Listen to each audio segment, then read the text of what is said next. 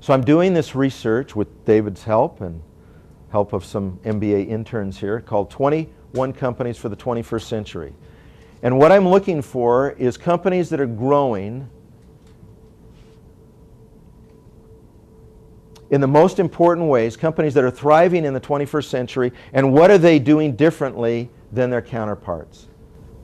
So the question that people are asking is, what if what if business had a bigger purpose?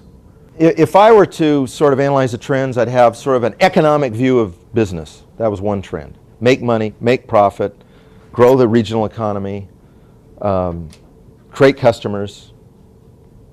Then I get this sprinkling of this airy-fairy do good, make the world a better place, create some benefit beyond the business. Okay, so since its founding, this publication, very influential one, has been a proponent primarily of business is an economic enterprise. Shareholders deserve absolute primacy in terms of their interests. And don't tell me what to do. That's how I'd sum it up. Okay?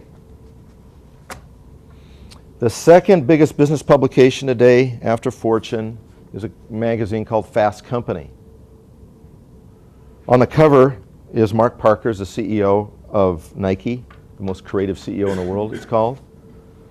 And I just want to tell you that the world that is described in Fast Company and the view of that same world as described in this publication is vastly different.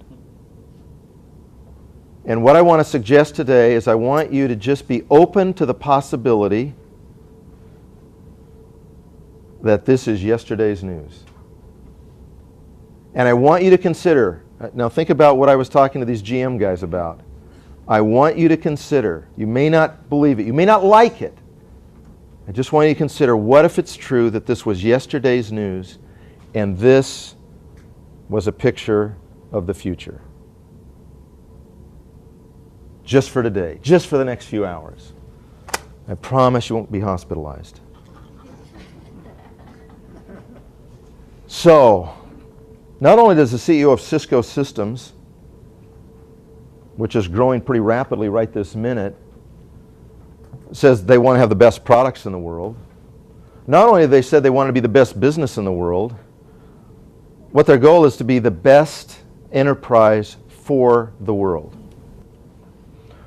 So what John Chambers means by this, and it goes back to his roots, he believes that if there was one intervention that could be made across the world that would create world peace and world prosperity, it would be universal education. So, when Doug Conant took over Campbell Soup 8 years ago, Campbell Soup was a tired, drifting old brand dying on shelves. And he decided he was going to do one thing. Try to get employees to create better products, because he couldn't do it. He's one guy. So what he thought was this: if I can ignite the passion of our employees to do what they really want to do, what he says, if I make it easy for them to express their values, we're going to have relevant products for consumers that reignites our brand.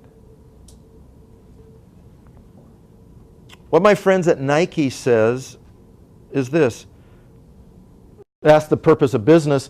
Our business isn't about making stuff or selling stuff. This is Nike. Don't they just make stuff and sell stuff? It's helping people reach their true potential. So we'll talk a little bit more about Nike because I'm spending a lot of time there. But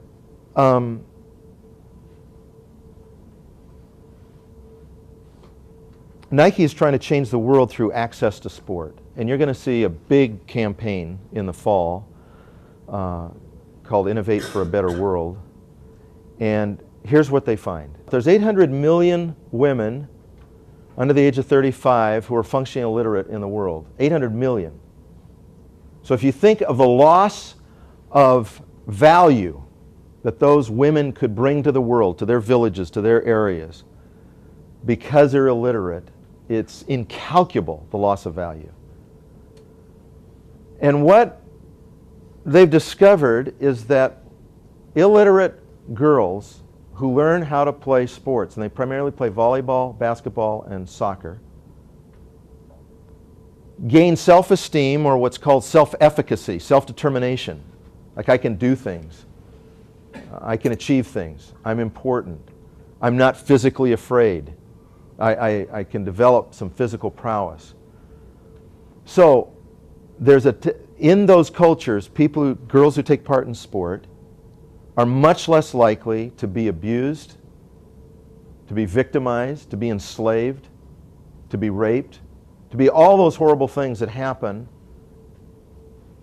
to disenfranchised girls.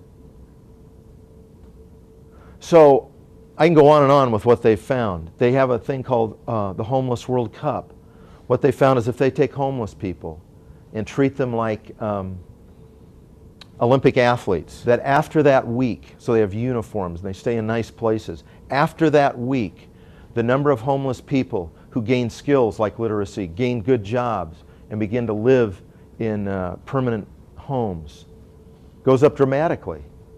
All this through sport. Who would have thought, right? So what are they up to? They're up to creating a better world, innovating a better world. So there's a business revolution going on, and this is what it looks like. The fellow on the cover of Fast Company says this, that in the 21st century there's only one path. We must be pro-people, pro-planet, and pro-innovation. That's the only way we can grow. Now, by the way, in the developing countries, Nike's growing at about a 40% growth rate. Their stock just hit an all-time high in the midst of this stock market. Is it good for business? You tell me.